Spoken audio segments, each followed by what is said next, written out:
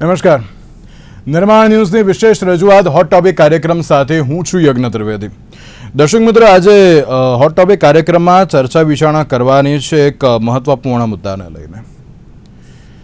ગઈકાલે જે એક મુદ્દો સામે આવ્યો અને તેમાં પણ જે ચર્ચાએ જોર પકડ્યું હતું કે ભ્રષ્ટાચાર હવે ક્યારે પૂર્ણ વિરામ લેશે. સોલાર પ્રોજેક્ટ મંજૂર કરવા માટે 5.51 લાખ સાથે વિદ્યુત નિરીક્ષક એવા અશ્વિન ચૌધરીને એસીબીએ ઝડપી પાડ્યો હતો. એસીબી જે એન્ટી કરપ્શન બ્યુરોની જે કામગીરી છે ચોક્કસથી બિરદાવલાયક કામગીરી છે અને આ પ્રકારની કામગીરી કરવી પણ જોઈએ. અને આઈ થિંક એવું પણ સાંભળવા મળ્યું હતું કે 8 મહિના જેટલો સમય બાકી હતો અને તેની પહેલાં જ આ પ્રકારની પરિસ્થિતિ જોવા પણ મળી. સવાલ એ થતો હોય છે કે અત્યારના સમયમાં જ્યારે આ પ્રકારની ગતિવિધિઓ અત્યારે તો વધતી હોય તેને અત્યારે તો અટકાવી કેવી રીતે? ભ્રષ્ટાચારની બાબતોને લઈને પૂર્વ મુખ્યમંત્રી અને સ્વર્ગસ્થ એવા વિજયભાઈ રૂપાણી એમના દ્વારા એમ કહેવામાં આવ્યું હતું કે ના, ભ્રષ્ટાચાર ઘણી બધી જગ્યાએ છે અને તેમના દ્વારા જ કહેવામાં આવ્યું હતું કે ગૃહ ખાતું હોય કે પછી અત્યારે હાલ તો પંચાયત હોય કે પછી મહેસૂલ વિભાગ હોય અને તેની સાથે શિક્ષણ હોય, ઉદ્યોગ ખાંક વિભાગ હોય, એવા ઘણા બધા વિભાગો છે કે જેમાં સૌથી વધારે અત્યારે તો ભ્રષ્ટાચાર થતો હોય છે. હવે ખબર છે કે ના, અહીંયા અત્યારે તો ભ્રષ્ટાચાર થાય છે અને અત્યારે આ પ્રકારની પરિસ્થિતિ છે, તો પછી તેની ઉપર કેમ યોગ્ય કોઈ કાર્યવાહી નથી જોવા મળતી? ચલો, આ એક કાર્યવાહી થઈ, બિરદાવવા લાયક છે, એમાં કોઈ શંકાને સ્થાન નહીં. પણ અત્યારે આ થઈ કે જ્યારે ખબર પડી, આ બધું અત્યારે તો જે સામે આવ્યું, એસીબીમાં ફરિયાદ થઈ, પછી અત્યારે તો પરિસ્થિતિ સામે આવી, ત્યારે હવે ક્યાંક સવાલ એક જ યથાવત છે કે હવે આને રોકવું કેવી રીતે? કારણ કે આ તો હજુ એક છે, આવા હજુ ઘણા બધા એમ કહેવાય ને અધિકારીઓ પણ બહાર આવે તેવી પરિસ્થિતિ છે, એ પણ ક્લાસ 1 અને 2. ક્લાસ 1, 2ની વાત કરવામાં આવે તો તેમાં સૌથી વધારે ગૃહ અને પંચાયત અને મહેસૂલ એ 3 ખાતા અત્યારે તો ક્યાંક ફેમસ છે અત્યારે તો ભ્રષ્ટાચાર જે થવા માટે. લાખ રૂપિયા જેટલો પગાર હોય અને તેની સામે 2.5 કરોડ જેટલી સંપત્તિ અત્યારે હાલતો હોય. આ તો 2.5 કરોડ તો હું ખાલી લમસમ અત્યારે હાલતો જે આંકડો બોલ્યો છું, પરંતુ ઘણી બધી જે અત્યારે મિલકતો હોય છે તો એની માટે જવાબદાર કોણ?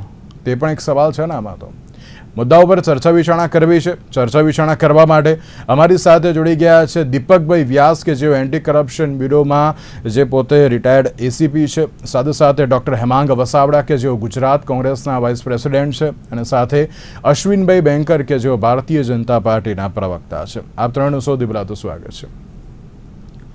દીપકભાઈ, શરૂઆત આપનાથી કરવી છે. આપ તો એન્ટી કરપ્શન બ્યુરોમાં પણ હતા, તમે તો ઘણા મહત્ત્વના જે કેસને લઈને પણ તમે તો કાર્યરત થયેલા છો. દીપકભાઈ, આ જે બાબત સામે આવી છે કે માત્ર એક વિદ્યુત નિરીક્ષક હતા, ક્યાંક એમનો પગાર લાખ કે પછી 1.5 લાખ અત્યારે હાલતો હોય, પણ તેની સામે આટલી મોટી સંપત્તિ સામે આવી અને એ પણ કેશ. હું તો કેશની જ અત્યારે તો પહેલાં વાત કરું કે ના, અત્યારે અલગ અલગ જગ્યાએથી એક જૂની ગાડીમાંથી 5.5 લાખ જેટલા મળ્યા, પછી ઘરમાંથી અત્યારે તો કરોડો મળ્યા. આ પ્રકારની જે પરિસ્થિતિ સામે આવતી હોય ત્યારે ચોક્કસથી સવાલ એમ થતો હોય છે કે ના, ભ્રષ્ટાચાર અત્યારે તો ઘણો બધો છે, પણ હવે તેની સામે કાર્યવાહી અત્યારે તો કેટલી જરૂરી, તે પણ એક સવાલ છે. સૌથી પહેલાં તો જે આ ગઈકાલની જે ઘટના સામે આવી છે તેને આપ કરી તો જોઈ રહ્યા છો, ને સાથે હજુ પણ આગામી સમયમાં એન્ટી કરપ્શન બ્યુરો દ્વારા એવી તો કઈ કાર્યવાહી કરવી જોઈએ કે જેનાથી આ ભ્રષ્ટાચારીઓને અત્યારે તો એક બહુ જ મહત્વપૂર્ણ એક જવાબ પણ મળે? દીપકભાઈ, ભ્રષ્ટાચાર છે ને એ આપણી ભારતીય બ્યુરોક્રેસીનું કેન્સર છે. આ 1% ડિટેક્શન થાય છે ત્યારે આપણે કહીએ છીએ દરેક ડિપાર્ટમેન્ટની અંદર, દરેક ખાતાની અંદર, પટ્ટાવાળાથી માંડીને સેક્રેટરી સુધીના તમામ વ્યક્તિઓ જે ભ્રષ્ટાચારીઓ છે એ પોતાની રીતે ભ્રષ્ટાચાર કરે છે. અને ખાસ કરીને લાયસન્સિંગ પ્રથા છે એ ભ્રષ્ટાચારનું એક ઉદ્ભવ સ્થાન છે. અને દરેક જગ્યાએ દરેક લોકો, અને સાથે સાથે હું આપને કહીશ કે ગુજરાતની પ્રજા ખૂબ જ ધીરજવાળી અને સહનશીલ પ્રજા છે. સામાન્ય રીતે સારા લોકોએ પાર્ટિસિપેટ થઈને આ જે અત્યારે પ્રસ્તુત કેસની અંદર ચૌધરી સાહેબને આટલા બધા રૂપિયા લોકોએ આપ્યા, તો જે લોકો આપનાર છે એ લોકોએ પહેલ કરી હોત તો ચૌધરી સાહેબ આના પહેલા પકડાઈ ગયા. પરંતુ આપણે ત્યાં હજી લોકો છે ને, આપણા લોકો ધર્મમાં ખૂબ માને છે અને પોતે એવું માને છે કે મરશે, આપણે હું કામ કોઈના મરવાનું કારણ બનીએ. એ નીતિને કારણે આ ભ્રષ્ટાચારીઓ ખૂબ ફલી ફૂલે છે. અને ભ્રષ્ટાચાર છે ને એ એક આ કેન્સર છે, એને મટાવવું જોઈએ. એના માટેના સકારાત્મક દરેક વ્યક્તિએ, દરેક રાજકીય પક્ષોએ, દરેક ધાર્મિક નેતાઓએ, જ્ઞાતિના વડાઓએ એના વિશે જાગૃત થઈને દરેક લોકોએ, એન્ટી કરપ્શન બ્યુરો છે અને એન્ટી કરપ્શન બ્યુરોમાં મેં નોકરી કરેલી છે, તો લોકો આવે અને ત્યાં એટલું બધું ત્યાંની જે કાર્યપદ્ધતિ છે એટલી બધી સુંદર કાર્યપદ્ધતિ છે કે તમે ત્યાં આવશો તો તમારું નામ પણ ત્યાં પૂછવામાં નહીં આવે. અને જ્યાં સુધી ફરિયાદ લાંચ આપવાનો સમય નહીં થાય એ પહેલા આક્ષેપિતનું નામ બી કોઈ પણ નાના માણસો તમને પૂછશે નહીં, જવાબદાર વ્યક્તિઓ તમને નામ પૂછશે. એટલે તમારી વાતની ગુપ્તતા જળવાય તો જ સફળતા એન્ટી કરપ્શનમાં આવે. તો સાથે સાથે આપણે ભ્રષ્ટાચારની વાત કરીએ છીએ ત્યારે ભ્રષ્ટાચાર જે પ્રસ્તુત કેસની અંદર એક વ્યક્તિ આપણે મળ્યો છે, આવા કેટલાય છુપા રૂસ્તમો છે દરેક ડિપાર્ટમેન્ટમાં. કોઈ ડિપાર્ટમેન્ટ પર સિક્કો નથી કે આ ડિપાર્ટમેન્ટ ભ્રષ્ટાચારી છે. Opportunity is stronger than man. વ્યક્તિને તક મળે તો દરેક સારા વ્યક્તિ ભલે ધર્મ પૂજા કરતા હોય પણ સારો મળે તો એ હાથ મારી લેતા હોય છે. એવો મારા પોતાનો અંગત અનુભવ છે અને મારી પોતાની આટલા વર્ષોની સ્ટડી છે. એટલે ભ્રષ્ટાચાર બાબતમાં કોઈ પણ વ્યક્તિને 100% ક્લીન ચીટ આપવી એ પણ બહુ જ અગત્યની વસ્તુ છે.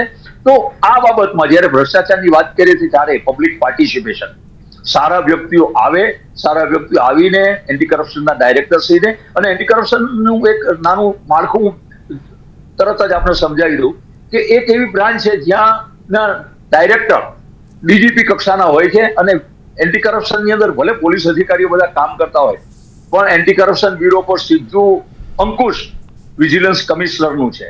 અને ત્યાં આગળ જે અધિકારીઓને જોખીને લેવામાં આવે છે અને ભૂલથી બી કોઈ વ્યક્તિનું પોસ્ટિંગ ખોટું થઈ ગયું હોય તો એન્ટી કરપ્શન બ્યુરો એને એન્ટી કરપ્શનથી બહાર ફેંકી દે. એટલે લોકોની સેવા માટે એન્ટી કરપ્શન બ્યુરો છે.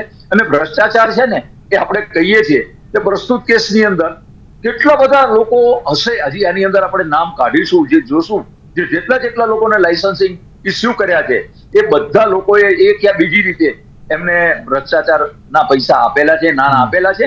અને સામાન્ય રીતે લોકો બી પોતે બિઝનેસ કરવો છે, એને કોઈ ટાઈમ નથી તો એમ કે ચલો ને બાળો ને આપણે એને આપણું કામ થાય છે ને એ કોમ્પ્રોમાઇઝની જે નીતિ છે એ ભ્રષ્ટાચારીઓને પ્રેરે છે. અને પ્રસ્તુત કેસની અંદર જયારે આપણે એન્ટી કરપ્શનની વાત કરી હતી ત્યારે 4 રીતે એન્ટી કરપ્શનનો કેસ થાય છે. એક ડિકોય એટલે લલચાવું. 100 રૂપિયાની ટ્રેપમાં કોઈ એન્ટી કરપ્શન બ્યુરો 200 રૂપિયાનું રિક્ષા ભાડું ખર્ચીને કોઈ ફરિયાદ કરવા નહીં આવે. એન્ટી કરપ્શન બ્યુરો પોતે ઇનિશિયેટિવ લઈને એવા ફરિયાદીઓને શોધીને એને મદદ લઈને સરકારી પંચોને લઈને એ ડિકોય કરીને લાંચી અધિકારીને પકડે.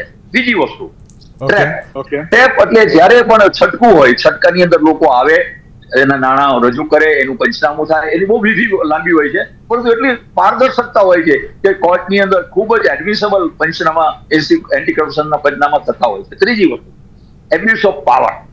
પોતાની સત્તાનો દુરુપયોગ કરે, સત્તાને પોતાના લાભ માટે વાપરે એ એબ્યુઝ ઓફ પાવર ગણાય. અને ત્રીજી વસ્તુ અપ્રમાણસર મિલકત. તો જે પોલીસ જે બી અધિકારી છે એ સામાન્ય રીતે દરેક રાજ્ય સરકારના કર્મચારીએ આખા વર્ષ દરમિયાનનું પોતાનું મિલકતનું પત્રક ભરવાનું હોય છે. એ મિલકતની અંદર આખા વર્ષમાં સ્થાવર જંગમના જે વ્યવહારો થયા હોય એ એના શિસ્ત અધિકારીને જણાવવાના હોય છે. એટલે એ પોતે જે પોતાની પાસે પ્રોપર્ટી છે એની પોતે જાણ કરેલી હોય છે. એ ઉપરાંત આ થયેલી જાણમાં અને સાથે સાથે બહુ નાની વસ્તુ કહી દઉં કે જ્યારે વ્યક્તિ કોઈ પણ અપ્રમાણસર મિલકતની તપાસ કરવામાં આવે તો વ્યક્તિનો અત્યાર સુધીનો પગારમાંથી 30% રસોડા ખર્ચ, સેક્શન 80 માં ને એમાં જે રોકેલા પૈસા એ હોય, પછી જે જાહેર ખર્ચા હોય, વીજળીના બિલ છે, પેટ્રોલના બિલ છે, લોનો છે, છોકરાઓના એજ્યુકેશનનો, એ બધું બાદ કરતા જે બચત પાત્ર આવક છે એ બચત પાત્ર આવક જે એની બચત પાત્ર થતી હોય એનાથી 30% વધી જાય તો એ અપ્રમાણસર મિલકતનો કેસ ગણી લેવામાં આવે છે. એવું કાયદામાં અને પરિભાષામાં છે. બિલકુલ સવાલ અત્યારે તો એ જ છે કે જ્યારે કાયદાની વાત કરવામાં આવે અને તેની સાથે અલગ અલગ જોગવાઈઓ બધી જ છે, પણ હવે આને રોકવું કેવી રીતે, તે એક સૌથી મોટો સવાલ છે. હેમાંગભાઈ, જે પ્રમાણે એન્ટી કરપ્શન બ્યુરોની વાત કરું છું કે જેમાં 2026માં કુલ 21 જેટલા ગુના દાખલ થયા છે કે જેમાં સૌથી વધારે ગૃહ, ત્યારબાદ પંચાયત, ત્યારબાદ મહેસૂલ, ત્યારબાદ શહેરી, એના સૌથી વધારે છે. બીજા બધાના 1 કે 2 અત્યારે હાલ તો સામે આવે છે. શિક્ષણ વિભાગ પણ તેમાં બાકાત નથી. હેમાંગભાઈ, આની પહેલાંની વાત કરવામાં આવે તો જે રાજકોટમાં જે અગ્નિકાંડ થયો તે વખતે જે અધિકારી ઝડપાયા હતા અને ક્યાંક તેમની સામે પણ કડક કાર્યવાહીની જે માંગ કરવામાં આવી હતી, તે વખતે ખબર પડી કે એના અધિકારી દ્વારા ભ્રષ્ટાચાર ઘણો બધો કરવામાં આવ્યો હતો. ત્યારે એ વખતે ખબર પડી ગઈ કે ના, હવે કાર્યવાહી કરવી બહુ જરૂરી છે, પરંતુ હવે થઈ કે નહીં એ સૌથી મોટો સવાલ છે. આમ તો નથી થઈ એવું પણ કહી શકાય.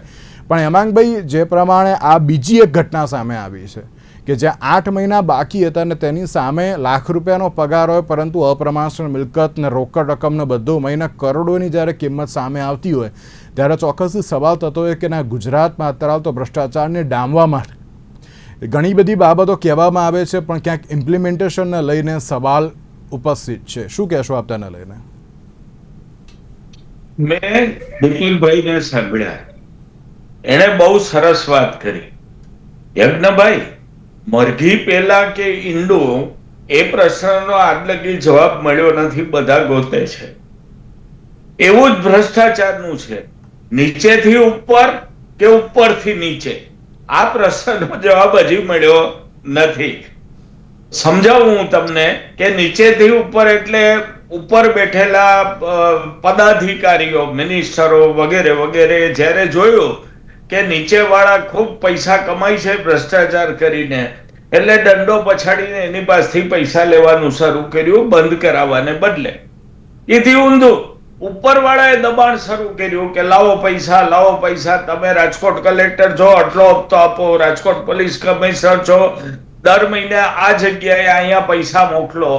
એટલે ભ્રષ્ટાચાર ક્યાંથી શરૂ થયો એ એક ચર્ચાનો વિષય છે, ઉપરથી નીચે, નીચેથી ઉપર. હવે વાત આવી બંધ કરવાની. આપણા દેશમાં કાયદા છે. એસીબી નો કાયદો એક બાજુ મૂકો, બહુ સરસ છે, દીપકભાઈ બહુ સારી માહિતી આપી. પેલું પ્રજાએ પોતે મજબૂત થવાની જરૂર છે કે રૂપિયો નહીં આપું, મારું કામ તું કરે કેમ નહીં. અને ન કરે અધિકારીઓ તો જે સ્વચ્છ રાજકીય નેતાઓ છે કોઈ પણ પક્ષના, એની પાસે પહોંચી જવું પડે અને કહેવું પડે કે મારી ફાઇલ આણે સલવી રાખી છે અને આટલા પૈસા માગે છે. સ્વચ્છ માણસ એકવાર જાશે કચેરીમાં એટલે અધિકારી ઢીલો પડી જ જશે. આ મારો જાત અનુભવ છે. મારું એક સજેશન છે આને અટકાવવા માટે. અશ્વિનભાઈ આપણી સાથે છે. અશ્વિનભાઈ, એક જવાબદારી પૂર્વક હું આપને વિનંતી કરું છું કે ગુજરાતની પ્રજા વતી આપ આપની સરકારને કહો, માની લો કે આજે ચોરીની કોઈ વસ્તુ છે તો જે લોકો એનો ઉપયોગ કરે એ બધા સામે પોલીસ ગુનો નોંધે છે. ચોરીમાં, લૂંટમાં, ગુનામાં મદદગારી કરવાના ગુનાય નોંધાય છે. કોઈ આરોપી ભાગી ગયો અને તમે એને મદદ કરો ને સંતાડો તો તમારી સામે ગુનો નોંધાય છે. તો ભ્રષ્ટાચારમાં કેમ નહીં? ઘરમાં ગયો છે ને પૈસો, તો એની વાઈફને પકડો મદદગારીમાં, એના છોકરાઓને પકડો ગુનેગારીમાં, તો જ આ બધા ડરશે. બાકી પિંઢારા એવા થઈ ગયા છે કે કોઈના બાપથી બીતા નથી. 6 મહિનામાં આ જ નાયકભાઈ છૂટી જવાના, એને પાછા બધા હક હિસ્સા મળી જવાના, કોર્ટમાં બધા ફેરફારો થઈ જવાના, કારણ કે કાગળ જ નબળા હોય છે. બહુ જૂજ લોકોને સજા પડે છે, મોટા ભાગના છૂટી. એટલે ફેમિલીને આજે એમના વાઈફને નથી ખબર કે 1.25 લાખનો પગારદાર માણસ 2.5 કરોડ ઘરમાં શું કામ મૂકે છે? મદદગાર છે. એટલે આવા ભ્રષ્ટ અધિકારીઓ જ્યારે પકડાય ત્યારે એના ફેમિલીને પણ મદદગારીના કેસમાં પકડવાના શરૂ થાય તો જ ભ્રષ્ટાચાર બંધ થશે. જન આંદોલન પણ એવું થવું જોઈએ કે એને ઘેર જઈને પાટિયું ચોટાડે, ઘેરાવ કરે, જ્યાં નીકળે ત્યાં કે આ કાળો પૈસો, આ ભ્રષ્ટાચારનો પૈસો, આ લાંચનો, આ બેન શાકભાજી લેતી લાંચનો પૈસો છે, ઘરેણા લે લાંચના છે. આવું જો થાય તો જ આ લોકો ડરશે, બાકી ડરવા નથી. રાજકોટ ટીઆરપી ગેમ ઝોન કાંડના બધા જ આરોપીઓ જામીન ઉપર બહાર આવી ગયા છે. મુખ્ય સૂત્રધાર પણ જામીન ઉપર આવી ગયા છે અને હવે બધું એડજસ્ટમેન્ટ કરે છે જેથી કરીને ઈડી પણ સાબિત ના કરી શકે, બીજા પણ ક્રિમિનલ રેકોર્ડ સાબિત ન થાય. અને એ કરે જેવું નથી, એને મદદ કરનારો આખો એક વર્ગ છે કે જે બધું થાળે પાડવા માટે મહેનત કરી રહ્યો છે. ટીઆરપી ગેમ ઝોન કાંડમાં આપે જે પૂછ્યું એનો જવાબ. બિલકુલ. એટલે સવાલ એ છે કે ક્યાંક એમ કે તમે જે રીતે કહ્યું કે નીચેથી ઉપર ને ઉપરથી નીચે, બધાને ક્યાંક અત્યારે તો એમ કહે ને કે ના યોગ્ય કાર્યવાહી કરવી પડશે. અને તમારી એક વાત પણ હશે કે ના ફેમિલી મેમ્બર્સને પણ અત્યારે તો તેને ક્યાંક અત્યારે કસૂરવાર કહેવા જોઈએ, કારણ કે એ પણ મદદ કરે છે અત્યારે તો. તેને કેમ અત્યારે તો રોકવામાં નથી આવતા? અશ્વિનભાઈ, કામગીરી કરી બિરદાવા લાયક છે, અમે કોઈ ના નહીં પાડીએ, પણ જે પ્રમાણે હેમાંગભાઈએ પણ કહ્યું ને, પેલો TRP ગેમ ઝોનવાળા જે એક અધિકારી હતા તે અત્યારે હાલ પણ જામીન ઉપર છૂટી ગયા છે. એટલે આ પ્રકારના જે અધિકારીઓ છે ને એમની સામે એક જ કાર્યવાહી કરો, હું તો એમ જ કહું છું બહુ વધારે નથી કરવી, પણ એક એવી કરો ને કે બીજો કરતા 10 વખત વિચાર કરવો જોઈએ.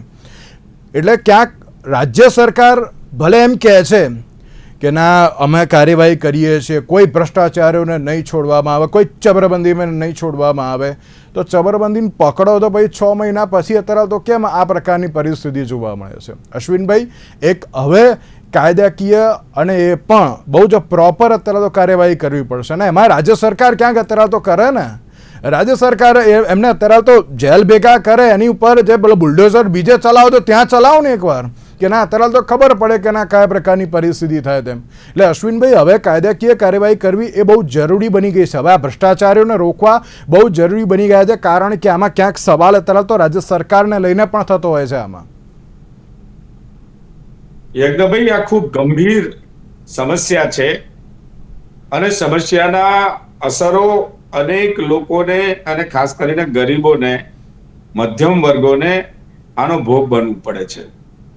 આજે આ વિષયથી એસીબીએ એક મુખ્ય વિદ્યુત નિરીક્ષક એ ઘણા સમયથી આ બધું કરતા હશે, એમને આમ જોવા જાવ તો ફરિયાદ મળી છે, પરંતુ સરકાર પોતે એટલે કે અધિકારી પોતે ફરિયાદી બનીને એમને કેચ કર્યા છે અને 5 લાખ રૂપિયા તો એમની ગાડીમાંથી મળ્યા, પરંતુ ઇન્સ્ટન્ટ એમના ઘર ઉપર જે દરોડા પાડ્યા એમાં જે કેશ મળી છે આ એક વિશેષ કેસ છે.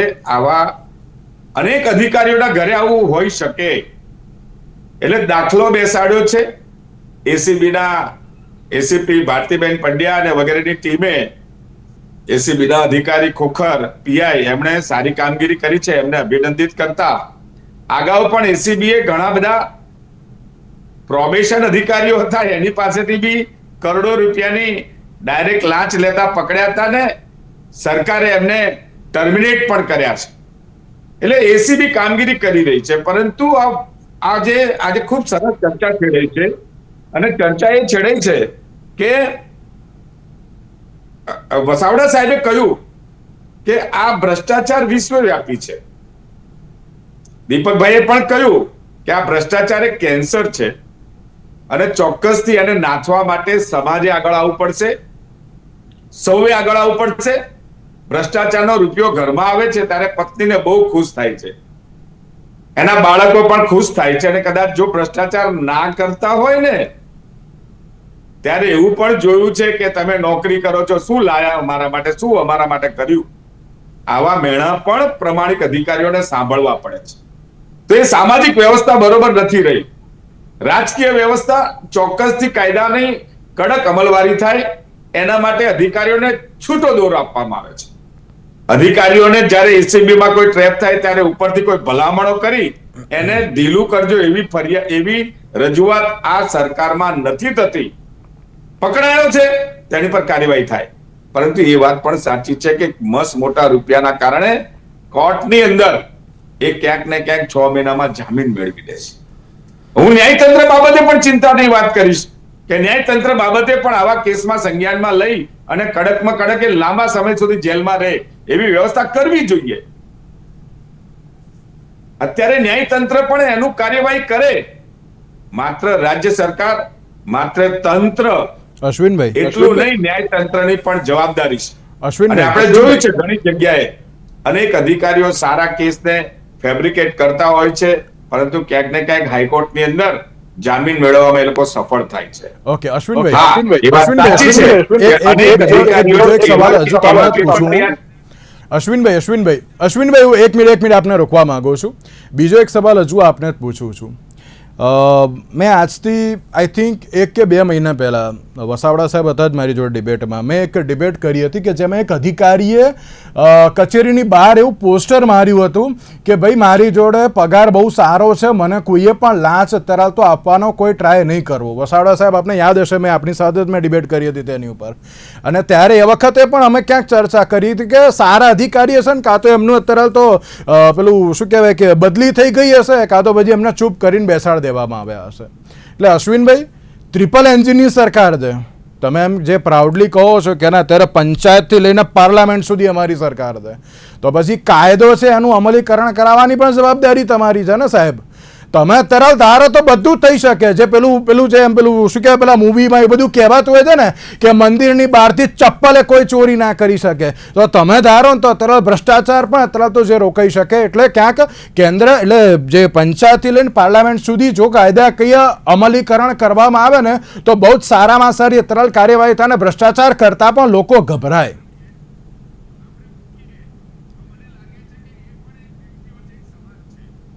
અને આ એવડો મોટો વ્યાપક રોગ છે કે એકલી રાજ્ય સરકારથી આ શક્ય નથી. રાજ્ય સરકાર કાયદા બનાવીને અધિકારીઓને છૂટો દોર આપે છે. હું દાખલો આપું, અત્યારે ખાણ ખનીજના મોટા ભ્રષ્ટાચારમાં ચોટીલા પ્રાંત અધિકારી સારું કામ કરે છે, તો એમને કઈ સરકારે રોક્યા? નથી રોક્યા ને. તો સારા અધિકારીઓને પ્રોટેક્ટ કરવાનું કામ સરકારનું જ છે. સારા અધિકારીઓ પોલીસમાં પણ છે. નિર્લિપ્રાય થી લઈને અનેક લોકો અત્યારે પોલીસમાં વિશાલ વાઘેલા છે, તો એ લોકોને ફ્રી હેન્ડ વર્ક મળે છે. પરંતુ તંત્ર આખું જ્યારે ક્યાંક ને ક્યાંક આવું ભ્રષ્ટાચારના બોરિંગમાં એ જ કહું છું અશ્વિનભાઈ, એ સુધારવાની જવાબદારી પણ તમારી જ છે ને. માત્ર રાજ્ય સરકારની જવાબદારી તમે મૂકો એ યોગ્ય નથી. આ સામાજિક સમસ્યા છે, મેં કહ્યું એમ. અને વસાવડા સાહેબે પણ એન્ડોર્સ અરે સાહેબ, એક વાર કાર્યવાહી કરશે તો એમને સમાજમાં એક સંદેશ પહોંચે કે નહીં આ બધું રોકવું બહુ જરૂરી છે તેમ. માનો કે એક એસીબીની ટ્રેપ થઈ છે અધિકારી ઉપર, તો સમાજ પણ કે ભાઈ તે આવું કેમ કર્યું? સમાજમાં પણ એની બંધોઈ થવી જોઈએ, પરંતુ હવે નથી થતું. ઉપરથી અનેક જગ્યાએ મેં જોયું કે ઈડીની રેડ પડે તો દીકરીઓ આપવા માંડ્યા છે. એટલે એ સવાલ અત્યારે એ છે કે જો યોગ્ય કાર્યવાહી થઈ જાય તો અત્યારે તો બધું જ થાય. નો ડાઉટ સમાજે પણ આગળ આવવાની જરૂરિયાત છે, સમાજ પણ આગળ આવે તે બહુ જરૂરી છે, પણ ક્યાંક આમાં અમલીકરણને લઈને સવાલ થતો હોય છે. વસાવડા સાહેબ, આપ શું કહેશો? કારણ કે જે અશ્વિનભાઈએ વાત કરી, ચલો અત્યારે તો ફ્રી હેન્ડ આપવામાં આવે છે અમુક અધિકારીઓને, એમાં કોઈ શંકાને સ્થાન નહીં, પણ જે પ્રમાણે ક્યાંક સામાજિક પણ તેઓ આ બાબત કહે છે. પણ મેં તો એક જ વાત કરી, જો કાયદો અત્યારે તો કડક હોય તો લોકો કરતા પણ 10 વખત વિચારે. એમને તો સરળતાથી સ્વીકારી લીધી. સરકારની ઈચ્છા શક્તિ પણ આજ પ્રજાને અશ્વિનભાઈ બતાવી દીધી કે કાંઈ થઈ શકે એમ નથી. પ્રજાએ સમજી જવાની જરૂર છે કે ગંગોત્રીનું મુખ ક્યાં એવું છે ને ક્યાં વહે છે. આ સમજી જાય અશ્વિનભાઈના સ્ટેટમેન્ટ પછી. બાકી મેં જેમ કીધું એમ મદદગારીમાં ફેમિલીને બુક કરવા માંડો અને ચોથે દી ગુજરાતમાંથી ભ્રષ્ટાચાર જાય કે નહીં એ જોવો.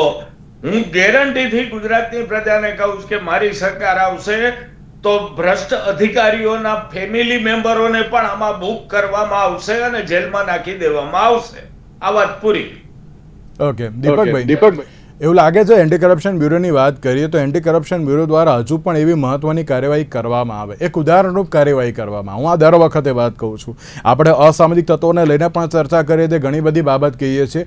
એક ઉદાહરણરૂપ જો કાર્યવાહી કરવામાં આવે ને તો ગુનેગારો ગુનો કરતા પહેલા પણ 10 વખત વિચાર કરશે. એવું લાગે છે કે હવે એન્ટી કરપ્શન બ્યુરોએ ક્યાંક હવે યોગ્ય કાર્યવાહી કરીને એક એમ કહે ને કે એક એક્ઝામ્પલ અત્યારે મૂકવું બહુ જરૂરી છે કે ભાઈ આવું કરશો ને તો અત્યારે તો આ પ્રકારની પરિસ્થિતિ થશે તેમ. તો લાગે છે કે ના તો પછી આ બધી બાબતો અટકશે તેમ.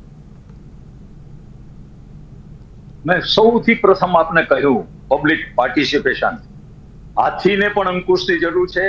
એન્ટી કરપ્શન બ્યુરોની કામગીરી ઉપર સારા વ્યક્તિઓ ધ્યાન આપે, સારા વ્યક્તિઓ એની સાથે કોઓપરેટ કરે અને ઝીણી નાની જે ભ્રષ્ટાચારી અધિકારીઓની માહિતી આપે. જો એન્ટી કરપ્શનની પાસે ડેટા આપશો અને રેકોર્ડ ઉપર ડેટા આવશે તો એ દે શુડ ટેક કોગ્નિઝન્સ લેવો જ પડશે એ લોકોએ. પરંતુ આપણે બધા વાતો કરીએ છે કે આમ કરવું જોઈએ તેમ કરવું જોઈએ, પણ સાથે સાથે હ્યુમન રાઇટ્સની જ્યારે આપણે વાત કરીએ, હ્યુમન રાઇટ્સનું વાયોલેશન કોઈ પણ હિસાબે થવું ન જોઈએ. તમામ વ્યક્તિ, નાનો ખેડૂતથી માંડીને પ્રાઇમ મિનિસ્ટર સુધીના દરેક વ્યક્તિ આ દેશના નાગરિક છે. એના પ્રમાણિત હકો અને હ્યુમન રાઇટ્સને ધ્યાનમાં રાખવા જોઈએ.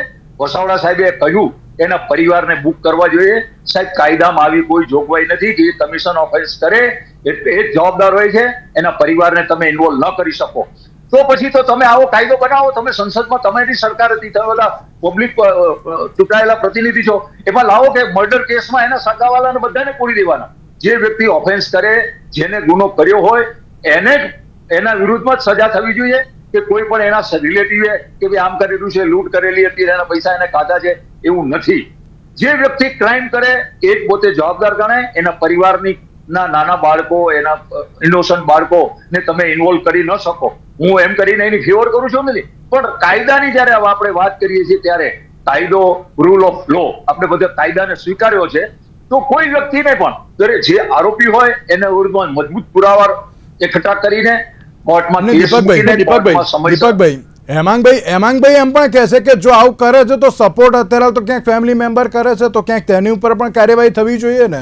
10 સેકન્ડ.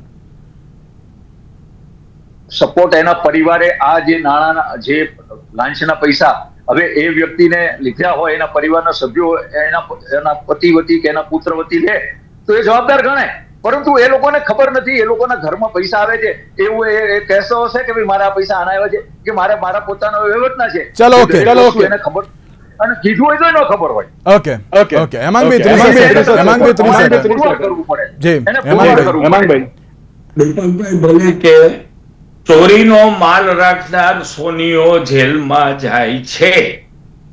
સોની સમાજ જો ભૂલથી કોઈ ચોર એને ત્યાં ઘરેણા વેચી ગયો તો પોલીસ 111 ની કલમ નીચે એ સોની સમાજના વ્યક્તિને પણ ઉપાડી જાય છે.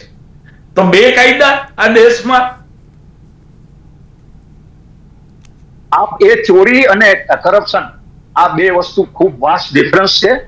કરપ્શનમાં વ્હાઇટ કોલર પર્સન છે, ત્યાં તમે એ વ્યક્તિ તમે એવું માનો, તમે જયારે વાત કરો છો તો કોઈ પણ એક ભ્રષ્ટાચારીના એના ઘેર પાર્ટીમાં જેટલાય હોય તેનું એ ખાધું એટલે બધાને આરોપી બનાવી દેવાના. આપણે હ્યુમન રાઇટ્સ ની જયારે વાત આવે ત્યારે સાહેબ આ બધી વસ્તુ આપણે બોલવી છે. સરકારમાં આવશો ત્યારે આને ઇમ્પ્લિમેન્ટ કરવું ઇટ ઇઝ વેરી ડિફિકલ્ટ. અને એ વસ્તુ આપણે કહી દઈએ કે બધાને પૂરી દો, એવું ન ચાલે. કાયદો, રૂલ ઓફ લો અને એન્ટી કરપ્શન એક્ટની એક સરસ જોગવાઈ કહું કે જયારે આરોપીને પકડવામાં આવે અને એના વિરુદ્ધમાં ચાર્જશીટ કરતા પહેલા એના શિસ્ત અધિકારી પાસે એની કાગળો મોકલીને એને પ્રોસિક્યુશન સેન્કશન લાવ્યા પછી એને ચાર્જશીટ કરવામાં આવે. ઓકે અશ્વિનભાઈ, રાજ્ય સરકાર હજુ કેટલી મહત્વની કામગીરી કરશે? 30 સેકન્ડ. આ તો અત્યારે તો ઝડપાયા છે, આગામી સમયમાં કેટલી ઝડપી કાર્યવાહી થશે? 30 સેકન્ડ. ગંગા ક્લિનિંગ ઓપરેશન એ રાજ્ય સરકારનું મહત્વનું કામ ચાલુ છે અને એ ભ્રષ્ટાચારી અધિકારીઓને પકડવા માટેની યોજના છે. અને યોજના તહત વિવિધ રીતે આવા ભ્રષ્ટાચારી અધિકારી હોય અથવા ભ્રષ્ટાચારી કોઈ પણ વ્યક્તિ હોય, પોલિટિકલ વ્યક્તિઓ પણ હોય, તો આ બધી બાબતે સરકાર સંજ્ઞાનમાં લઈ અને કામગીરી કરે છે. પ્રોએક્ટિવ કામગીરી કરે. શક્ય એટલી ફેસલેસ કામગીરીની આપણે વાત કરી રહ્યા છીએ. અનેક કામોમાં વ્યક્તિને ફેસ ના દેખાડવો પડે એ રીતે પણ સરકાર યોજના બનાવી રહી છે અને તેમ છતાંય લોકો છીંડા શોધે છે. તો એવા છીંડા શોધે છે ત્યારે ભ્રષ્ટાચારને રોકવા માટે સરકાર ખૂબ સારું કામ કરે છે અને એવા અધિકારીઓ પર સંકજો લાવે છે. આની પરથી દાખલો લેવો જોઈએ બીજા અધિકારીઓએ કે ભાઈ આપણે બાપમાં રહેવાનું છે. સરકારના અને લોકોના આવા મોટા રૂપિયા આપણાથી ના લેવાય, નહીંતર કોઈ દિવસ જેલમાં જવું પડશે. બિલકુલ. અશ્વિનભાઈ, હેમાંગભાઈ અને દીપકભાઈ, આપ ત્રણનો આભાર અમારી સાથે આ ચર્ચા વિચારણામાં જોડાવા માટે. તો દર્શક મિત્રો, હવે આગામી સમયમાં રાજ્ય સરકાર દ્વારા કઈ મહત્વની કામગીરી કરવામાં આવશે તો હવે જોવાનું જરૂર. સાથે સામાન્ય જનતાએ પણ જાગૃત થવાની બહુ જરૂરિયાત છે. સામાન્ય જનતા અત્યારે કેટલી જાગૃત બનશે તે પણ એક સવાલ યથાવત છે. આજના વિશેષ કાર્યક્રમને આપશે. નમસ્કાર.